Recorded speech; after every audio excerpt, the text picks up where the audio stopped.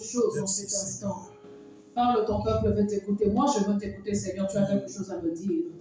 Je suis un canal par lequel, Seigneur, tu veux transmettre un message ce soir à ton peuple. Je suis un canal par lequel, Seigneur, oh Dieu, tu veux affranchir, libérer et délivrer. Parle, Seigneur, oh Dieu Tout-Puissant, ton peuple veut t'écouter. Ces temps sont à toi, Seigneur. Donne gloire à ton nom. Donne gloire à ton nom, Jésus. Ta présence, Seigneur. Donne gloire à ton nom ce soir en ces lieux. Nous avons besoin de toi, Éternel. Au nom puissant de Jésus, notre Seigneur et Sauveur, notre Roi, nous avons ainsi prié. Et tout le peuple de Dieu, nous disons Amen. Gloire au Seigneur. Amen, amen, amen. Amen. Que le nom du Seigneur soit glorifié. Jésus est Seigneur. Il est sorti du tombeau. Il n'est pas dans son tombeau. La parole de Dieu me dit que tout genou fléchira. Dans le ciel, sur la terre et sous la terre. Tous les êtres dans le ciel, sur la terre et sous la terre fléchiront. Et toutes langues confesseront que Jésus-Christ est Seigneur, à la gloire de Dieu Tout-Puissant. Amen, amen. Ce matin, je voudrais dire merci à Dieu. Je vois souvent sur les nets, il y a des gens qui écrivent, disons maintenant pour emploi motivateur, quelque chose comme ça. Ils motivent les gens. Ils sont motivateurs. Tu regardes les followers il y a des millions de personnes qui le suivent. Et je voudrais te dire une chose. La première personne qui a commencé cette histoire, c'est Jésus. Alléluia. Amen. La personne qui a les plus de followers depuis la nuit des temps, c'est Jésus. Alléluia. Le plus grand motivateur. C'est des choses que les gens pensent que c'est nouveau. Je réfléchissais ce matin, je dis non. Le plus grand motivateur sur cette terre, c'est Christ. Il a motivé les veufs. Il a motivé les paralytiques. Il a motivé les gens qui étaient désespérés.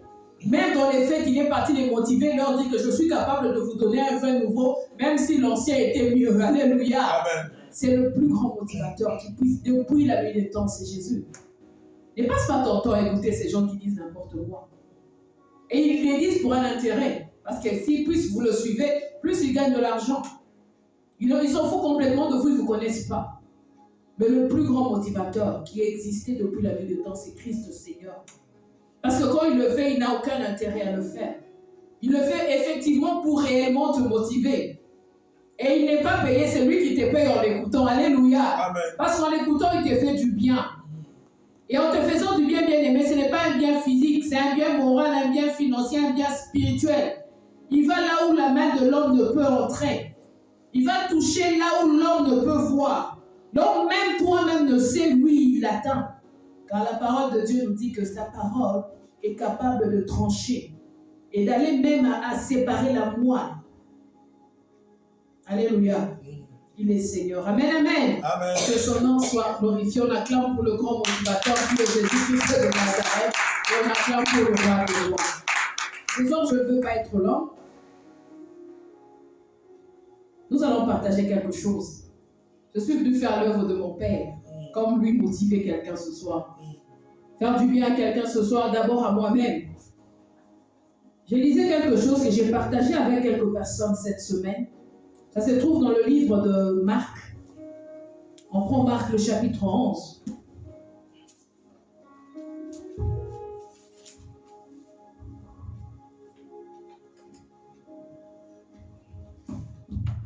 Mon thème de ce soir,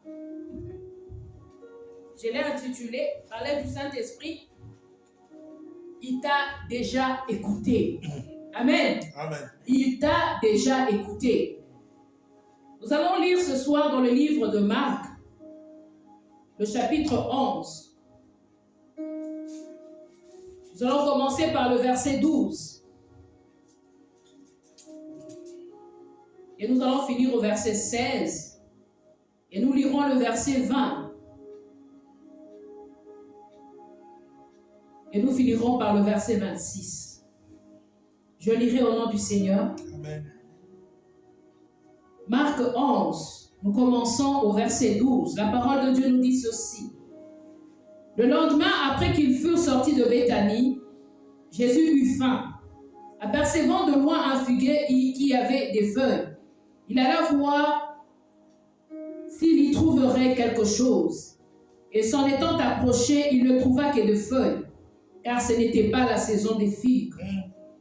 Prenant alors la parole, il lui dit que jamais personne ne mange de ton fruit. Et ses disciples l'entendirent. Ils arrivèrent à Jérusalem et Jésus entra dans le temple. Il s'est mis à chasser ceux qui vendaient et qui achetaient dans le temple. Il renversa les tables des changeurs et les sièges des vendeurs des pigeons, et il ne laissa personne transporter aucun objet à travers le temple.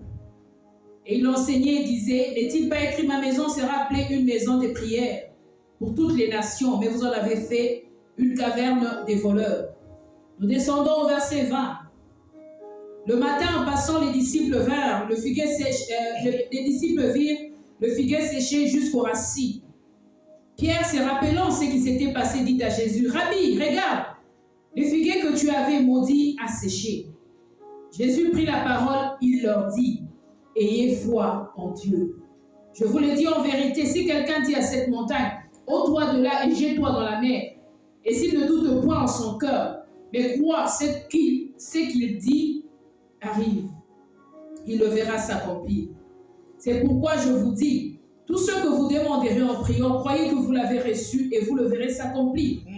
Et lorsque vous êtes debout faisant votre prière, si vous avez quelque chose contre quelqu'un, pardonnez, afin que votre Père qui est dans les cieux vous pardonne aussi vos offenses. Mais si vous ne pardonnez pas, votre Père qui est dans les cieux ne vous pardonnera pas non plus vos offenses. Parole du Seigneur. Amen. Bien-aimé, Jésus était en train de se déplacer avec ses disciples. On nous dit que le Seigneur eut faim. En ayant faim, le premier réflexe du Seigneur, c'était « Je dois manger un fruit pour apaiser ma faim ». Il se tourne et voit un arbre qui est censé donner un fruit. Mais ce n'était pas la saison de l'arbre. Il dit, il cherche, on nous dit qu'il n'y avait que 2 feuilles. Je pense que la faim, quelqu'un m'a dit, il y a certaines personnes qui, quand ils ont faim, ne réfléchissent plus. Il y a certaines personnes, quand ils ont faim, ils se fâchent pour rien. Certaines personnes commencent à Bokata Bamanga, là, ils te répondent bêtement là parce que seulement il a faim. Il suffit qu'il mange, mais il revient lui-même. Le Seigneur regarde l'arbre et dit, vu que j'ai cherché à manger, que j'avais faim, que je n'ai pas trouvé, tu ne donneras plus jamais de fruits. Les disciples étaient là. Le Seigneur a parlé. Il a dit ceci, je vais paraphraser, que jamais personne ne mange de ton fruit. C'était une malédiction que Jésus a jetée sur cet arbre. Pauvre arbre, il était là. Ce n'était pas sa saison. Mais le Seigneur lui dit, plus jamais, parce que moi, en ces moments, j'ai faim. Et le processus normal, c'était que tu ne donnes pas ton fruit maintenant, mais moi, maintenant, j'ai faim. Je devrais, en principe, je ne devais pas demander le fruit à cet arbre, parce qu'en principe, cet arbre n'était pas dans sa saison. Mais Christ a demandé, il a dit, donne-moi un fruit. Le fruit n'était pas là, il a dit que plus jamais personne ne mange de ton fruit. Ils sont partis. Arrivé dans le temple, Jésus a commencé à vaquer à ses occupations. Il a commencé à servir son Père. Il est allé dans les temples, il a trouvé du désordre, il a commencé à ranger. Il a fait ce qui était physique, il a fait aussi le spirituel, il a prêché, il a enlevé le désordre, il a chassé tout. Il a fait le travail de Dieu. Et puis après, il a fini. Ils ont fini, il a donné aussi la parole. Il commence à rentrer. Et en rentrant, je sais bien que quand un homme de Dieu dit une parole, un prophète dit une parole, on l'attend toujours au tournant. Est-ce que ce qu'il a dit est vrai? Pour confirmer réellement si cette personne est de Dieu, on se dit, bon, on va voir. On va voir si réellement ce qu'il a dit va s'accomplir. La parole de Dieu nous dit ceci. Pierre, se rappelant ce qui s'était passé, quand il a vu l'arbre, il a dit, effectivement, Christ, notre Seigneur, est un prophète parce que ce qu'il a dit est arrivé, l'arbre a fait quoi? L'arbre a séché. Et Jésus lui dit, ayez foi en Dieu. Parce que pour Jésus, ce n'était pas extraordinaire. Il avait parlé, il était parti. Le thème de cet après-midi, c'est, il t'a déjà écouté. Il t'a déjà entendu. Le jour où tu t'es arrêté, bien aimé, compare l'histoire de cet arbre à ta situation. En principe, tu dois être malade. En principe, tu dois peut-être manquer d'argent. En principe, tu dois vivre sur une certaine malédiction. En principe, ce n'est pas le temps. Ton temps peut-être par rapport à l'immigration, par rapport à ce que tu attends de Dieu, ce n'est pas le temps. Mais ce qui est plus important ici, c'est parce que Christ a parlé. Alléluia. Amen. Jésus a fait quoi? Il s'est arrêté et il a parlé. Qu'est-ce que toi tu as fait de ta situation? Un jour tu t'es arrêté, tu as parlé. Tu as dit Seigneur, donne-moi ça.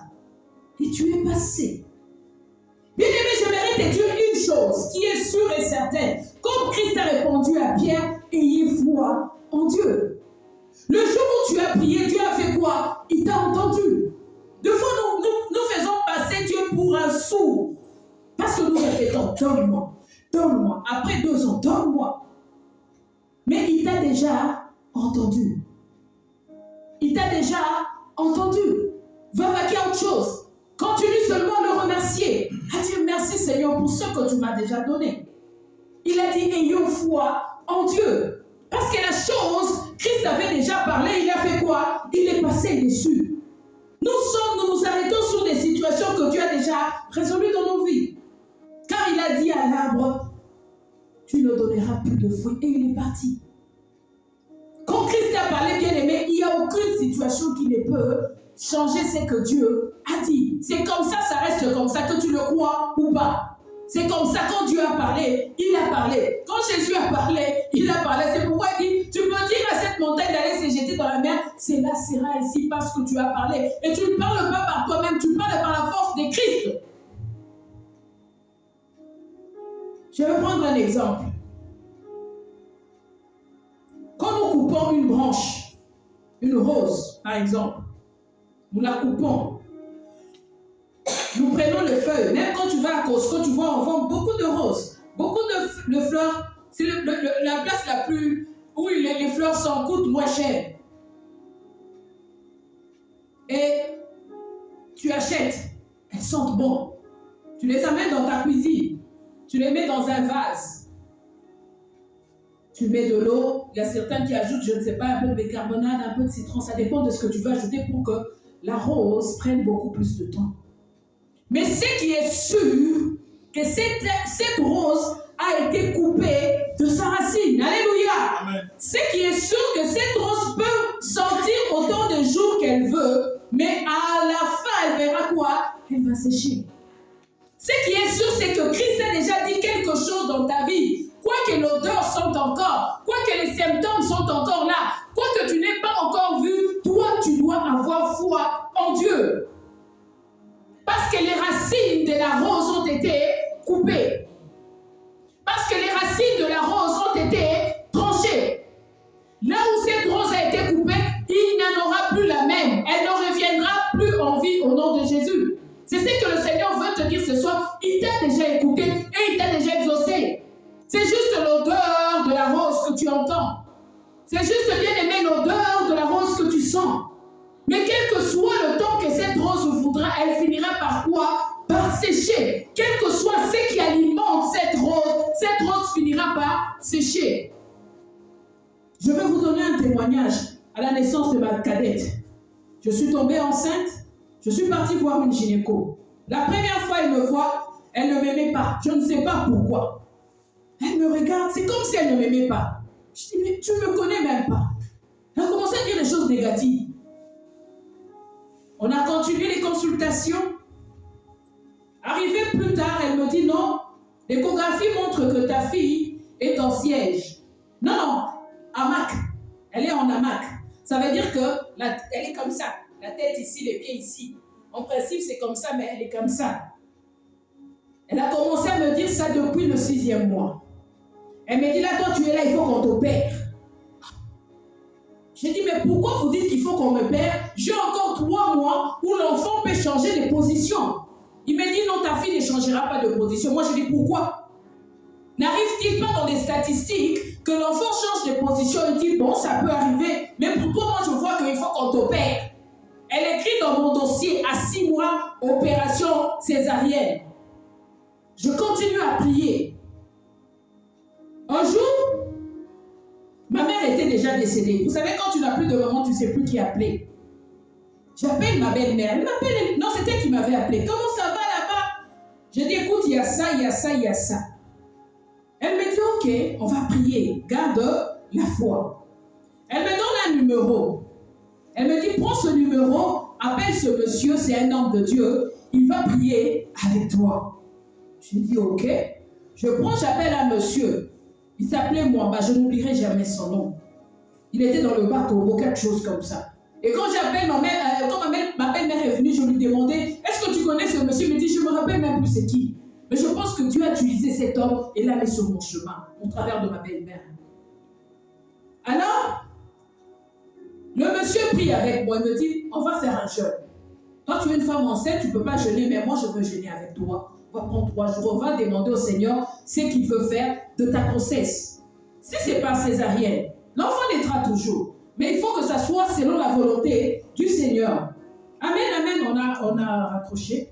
3 jours après, il m'appelle, il me dit, maman, le Seigneur m'a dit que tu vas accoucher normalement. Garde foi en Dieu. Ok. Moi, je continue à prier et je ne priais plus pour demander à Dieu de changer la position de précieuse. J'ai dit, ok, si Dieu a dit, moi j'ai toujours un principe, je peux m'agiter, mais je me dis toujours, en dernier recours, je dis non, Dieu avait dit. Et je m'accroche toujours à le Dieu avait dit. Ça veut dire que la racine avait déjà été coupée. La racine de la césarienne avait déjà été coupée. Quoique elle ne changeait pas de position, mais à la base, la racine avait déjà été coupée. Le mois passe, elle était toujours à Mac. J'ai dit, mais j'ai parlé à elle, j'ai dit, mais toi, change de position, c'est quoi? Elle ne changeait pas de position. Et il fallait me voir comment je marchais. C'était douloureux, c'était dans la jambe, j'avais un gros ventre. C'était comme si même quand je voulais conduire, c'était compliqué avec la grossesse de précieuse.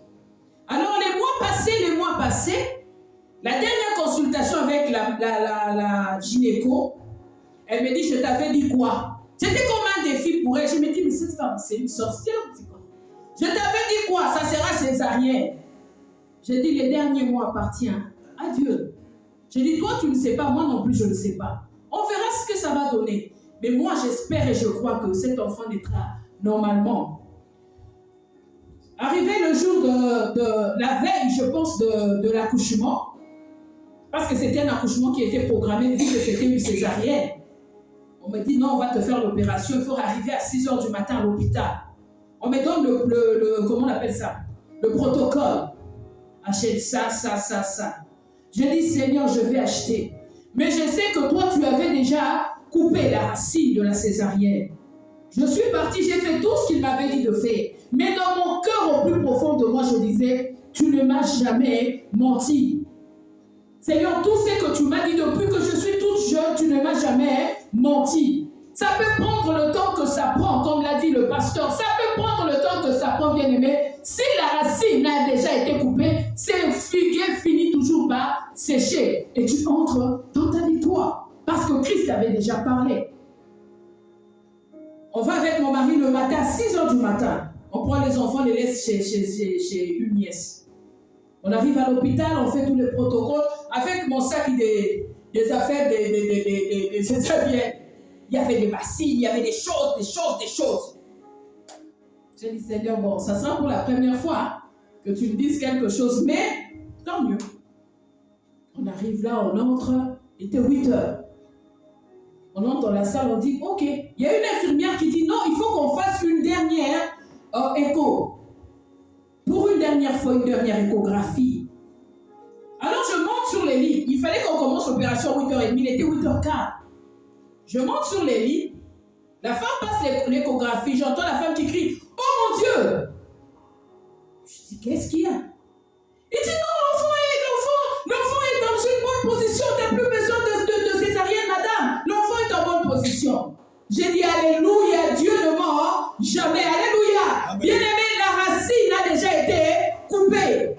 Quel que soit le temps que ça prend, si la racine est coupée, elle a déjà été coupée. Comme l'a dit Christ, ayez foi en Dieu. Alors j'arrive là, comme j'étais déjà là, on commence à mettre l'affaire pour provoquer. On provoque jusqu'à ce que j'ai eu ma fille. Je ne suis pas passée sous le bistouri. Je ne suis... Bien aimé, la madame là qui m'a condamné depuis 9 mois. Elle vient. Non, depuis 9 mois. La première fois qu'elle m'a vue, elle ne m'a pas aimée. Elle vient et me regarde par l'entrée-porte comme ça. Il dit, ah, vous aviez raison, hein, félicitations, madame. Je dis, alléluia, Jésus, tu es Seigneur. Si elle était une agente du diable, je ne sais pas. Peut-être que le Seigneur l'a utilisée pour éprouver ma foi, je ne sais pas. Je ne sais pas son rôle dans ma vie. Mais ce que je sais, c'est que Dieu avait dit une chose et la racine avait été coupée. Le problème peut perdurer dans ta vie, bien-aimée. Il faut seulement savoir ce que Dieu a dit sur ta situation. Les symptômes peuvent résister. Mais bien-aimé, je vous dis, c'était jusqu'à la fin. 15 minutes avant. On me dit non, ça ne sera plus une opération. Tu auras ta fille comme il faut et je l'ai eu comme il faut. Je suis sortie tête haute dans cette situation. Parce que comme dit la parole de Dieu, le Seigneur nous dit, ayez foi en Dieu. Je vous le dis en vérité. Si quelqu'un dit à cette montagne, ôte-toi de là et jette-toi dans la mer, et s'il ne doute point en son cœur, mais croit que ce qu'il dit arrive, il le verra s'accomplir. S'il ne doute pas dans son cœur, ne laisse pas le doute prendre place dans ton cœur.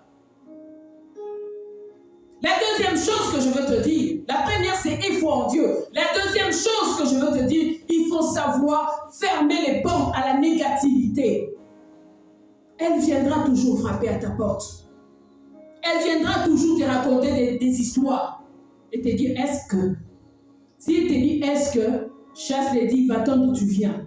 Moi je crois. Parle à ton âme, parle à ta foi, parle à ton esprit. Tu es le premier motivateur de ta foi. Alléluia. La première personne qui peut te motiver par rapport à ta foi, c'est toi-même. Ferme cette porte qui veut s'ouvrir. Ferme cette porte qui veut emmener le négatif dans ta vie.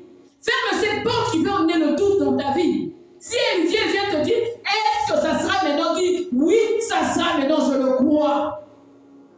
Si elle te dit, est-ce que tu es sûr que tu es guéri? Dis, oui, je suis guéri. Les symptômes ne sont rien. Ma guérison commence d'abord spirituellement et découle en moi physiquement. Spirituellement, je suis déjà guéri. Spirituellement, cet arbre était déjà séché. Mais les yeux des hommes ne le voyaient pas. Quand Christ a parlé à l'arbre et lui a dit, jamais plus personne ne mangera de l'arbre, de fruits de ton arbre. Christ est parti. Effectivement, cet arbre a commencé à sécher. Les yeux des hommes ne le voyaient pas. Jésus savait ce qu'il avait dit. Et il est parti calmement vaquer à ses occupations. Va vaquer à tes occupations, bien-aimé dans le Seigneur. Va faire ce que tu as à faire, bien-aimé dans le Seigneur. Ne t'attarde pas sur les choses. Ne t'attarde pas sur les situations. Ne t'attarde pas sur les obstacles. Ne t'attarde pas sur les symptômes. Ne t'attarde pas sur le retard, sur les dates, sur les procédures, bien-aimé. Car le figuier a déjà été séché. Ta situation a déjà été maudite par Dieu. Dieu a dit c'est fini. Le jour où tu t'es agenouillé, bien-aimé, et tu as prié, tu as dit Seigneur, viens à mon secours. Il est descendu et il est venu à ton secours. Il a parlé au figuier. Et la troisième chose, c'est le pardon. Pourquoi le Seigneur insiste-t-il toujours sur le pardon? Bien-aimé, le pardon est quelque chose de très essentiel sur l'accomplissement des choses dans notre vie. Parce que le diable se sert du pardon pour nous atteindre. Il se sert du manque du pardon pour abîmer ce que Dieu a fait dans nos vies. Il se sert du manque du pardon pour venir voler ce que Dieu a mis sur notre chemin. Christ a dit ceci. C'est pourquoi je vous dis, tout ce que vous demanderez en priant, croyez que vous l'avez reçu et vous le verrez s'accomplir. Et lorsque vous êtes debout faisant votre prière, si vous avez quelque chose contre quelqu'un, pardonnez afin que votre Père qui est dans les cieux vous pardonne aussi. Mais si vous ne pardonnez pas, votre Père ne vous pardonnera pas non plus. Pardonnez afin que vous soyez guéris. Pardonnez afin que vous soyez prospères. Pardonnez afin que vous soyez dans l'abondance. Pardonnez afin que vous soyez en bonne santé. Pardonnez et passez. Pardonnez et passez. Ce que j'aime chez Christ, c'est que chaque fois que Jésus faisait quelque chose, Jésus ne s'attardait jamais sur les choses. Il faisait puis il passait. Mais nous attardons. Il m'avait fait, il m'avait dit, il m'avait humilié, il m'avait fait chien, il m'avait chi, il m'avait chaud. Et quand tu gardes ça, bien-aimé, regarde quand tu as quelque chose contre quelqu'un, tu ne vas pas bien dormir. Tu ne dors pas. Tu fermes les yeux. C'est comme si tes pensées sont juste focalisées sur la personne. Quand tu veux faire quelque chose, tu vois son visage et tu sais, tu vas me sentir. Quand tu veux essayer de dormir, tu vois son visage qui fait des photos comme ça. Ah. J'ai expérimenté ça. Ma boss m'avait énervé. J'ai dit à mon mari, j'ai dit, je laisse le travail, je ne vais plus travailler. J'étais fâchée. J'ai dit, elle abuse. Fini, je ne travaille plus. D'abord, j'avais un projet d'aller à l'école, je vais aller à l'école. Je ne travaille plus. J'allais ce jour-là pour démissionner. J'ai dit, c'est fini, je ne travaille plus.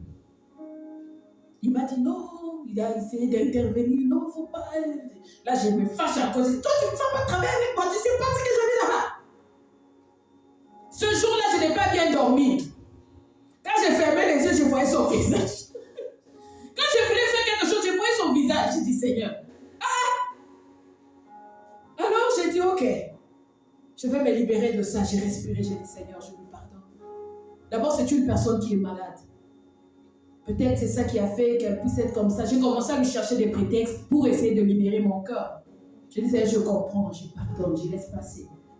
J'ai dit, Seigneur, toi, tu ne t'attardais pas sur les choses. Moi non plus, je ne veux plus m'attarder sur les choses. Seigneur, je fais quoi? Je passe. Que cette phrase soit dans ta vie. Quand quelqu'un te fait quelque chose, dis, Seigneur, je passe. Seigneur, je passe. Le Seigneur a maudit, il est passé. Le Seigneur guérissait, il passait son chemin. Il ne s'attardait jamais sur les choses. Et je fais encore 2 jours après, je commence à ma petite guérison là. Elle me fait asseoir, elle me dit, tu sais ce que tu avais fait, tu sais que tu avais mal fait, toi tu avais mal fait. Elle me dit, il faut que tu demandes pardon. J'ai dit, ok, pardon.